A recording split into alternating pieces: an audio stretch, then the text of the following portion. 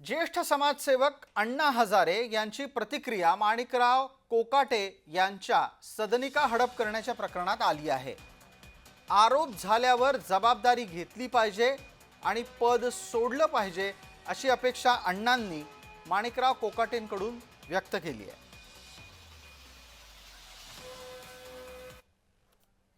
जे लोक मंत्रिमंडळात सामील होतात त्यांनी आपल्या जीवनाचा आदर्श ठेवला पाहिजे। तो आदर्श ठेवताना आपले आचार शुद्ध ठेवले पाहिजे, विचार शुद्ध ठेवले पाहिजे, जीवन निष्कलंक ठेवलं पाहिजे, जीवनात त्याग ठेवला पाहिजे। मंत्रिमंडळात राहून ज्यावेळेला आरोप होतात, एक क्षण सुद्धा पदावर राहणं दोष आहे। लगेच राजीनामा देऊन मोकळे झाले पाहिजे।